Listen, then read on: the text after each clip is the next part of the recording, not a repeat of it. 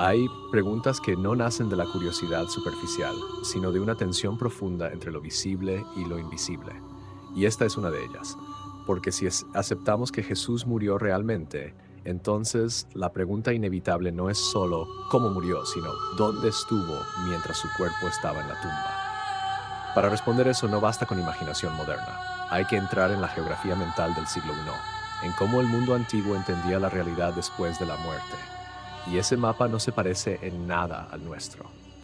Hoy, cuando la mayoría de las personas escucha la palabra infierno, imagina fuego eterno, castigo consciente y un lugar único de condenación.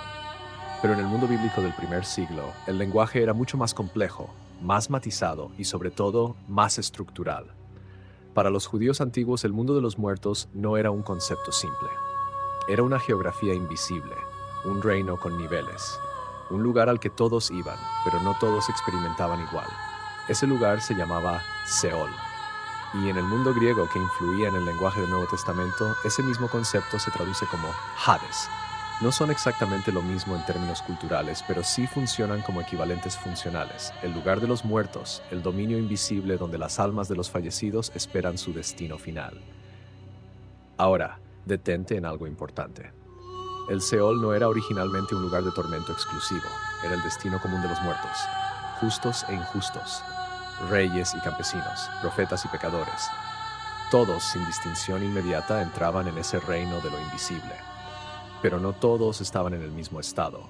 Aquí es donde la cosmología antigua se vuelve más compleja, porque dentro del Seol Hades la tradición judía desarrolló una idea de compartimentos o regiones. No era un espacio homogéneo, era una estructura.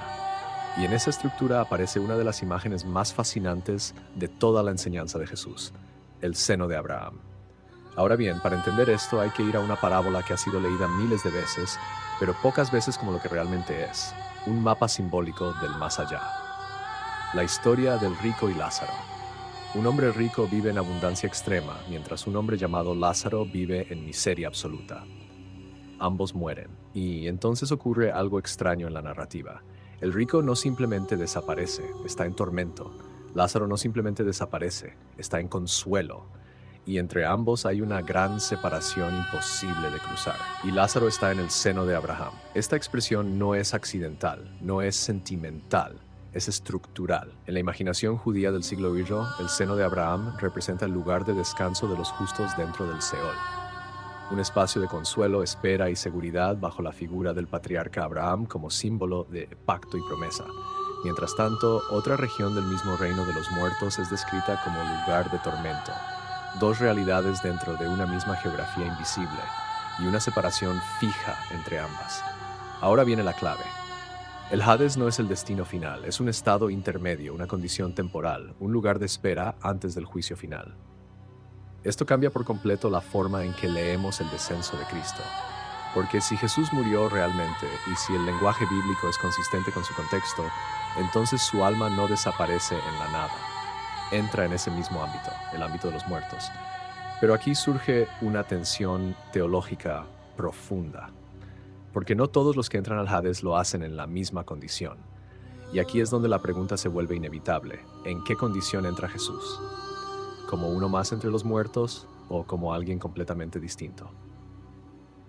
Para responder esto hay que regresar a la diferencia más importante que el Nuevo Testamento hace entre términos que muchas veces se confunden, Hades y Gehenna.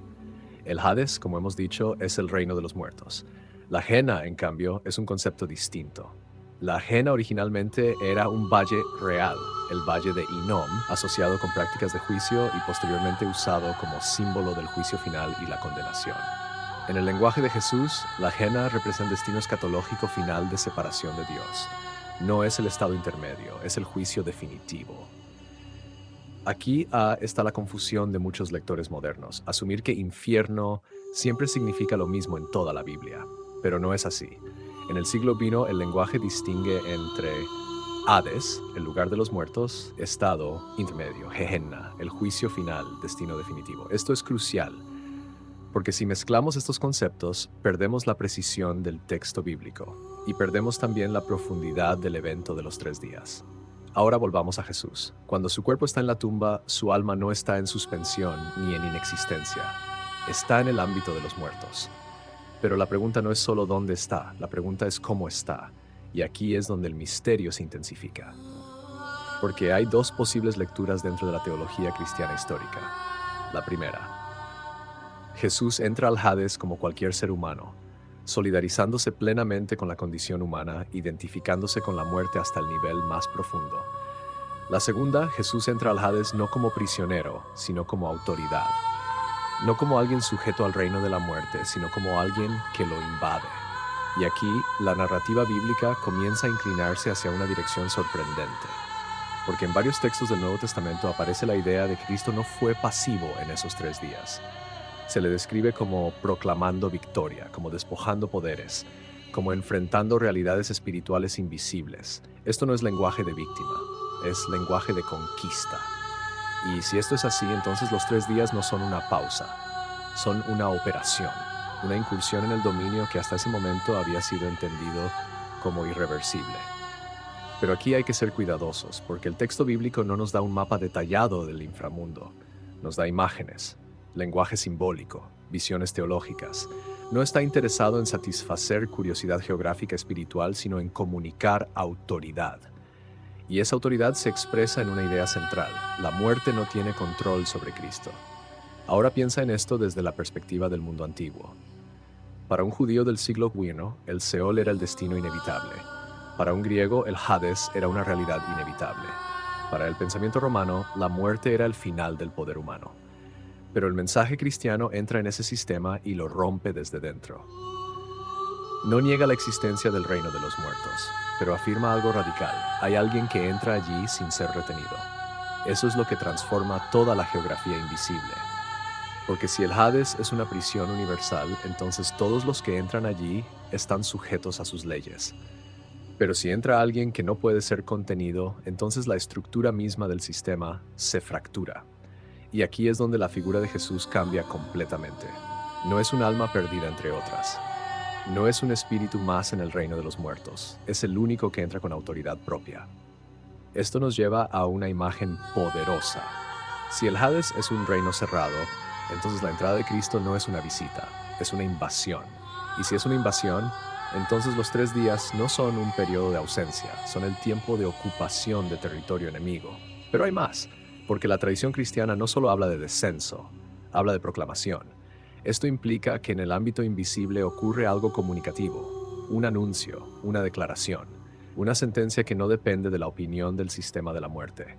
Y aquí el lenguaje se vuelve más fuerte, porque si Cristo proclama en el reino de los muertos, entonces la muerte ya no es un silencio absoluto, es un espacio donde la autoridad de Dios también resuena.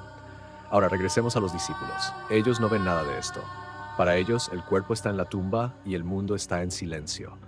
Pero el silencio es solo desde su perspectiva, porque en otra dimensión la historia está siendo reescrita, y aquí hay una tensión que atraviesa todo el relato bíblico.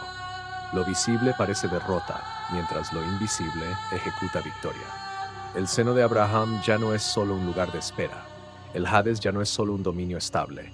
La muerte ya no es un sistema cerrado. Algo está ocurriendo dentro de la estructura misma de la realidad invisible. Y ese algo tiene una dirección, no hacia abajo, sino hacia transformación. Porque el punto no es solo entender dónde estuvo Jesús. El punto es entender qué pasó con el sistema donde estuvo. Y si el Nuevo Testamento es consistente, entonces la respuesta es inquietante. El sistema no quedó igual después de su entrada. Ahora piensa en esto con cuidado. Si alguien entra a una prisión y la autoridad de la prisión no puede detenerlo, entonces la prisión deja de ser lo que era antes. Eso es lo que está en juego aquí. Los 3 días no son simplemente una estadía en el reino de los muertos. Son el momento en el que el reino de los muertos es confrontado desde dentro por alguien que no pertenece a él. Y eso cambia todo, porque entonces la muerte ya no es el final de la historia. Es el escenario donde la historia es reconfigurada.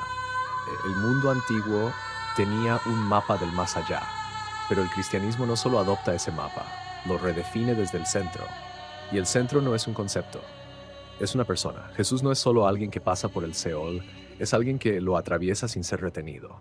Y eso significa algo profundo. Significa que incluso la geografía invisible tiene límites cuando se encuentra con la autoridad de Cristo. Y si eso es verdad, entonces nada, ni siquiera la muerte puede reclamar soberanía absoluta.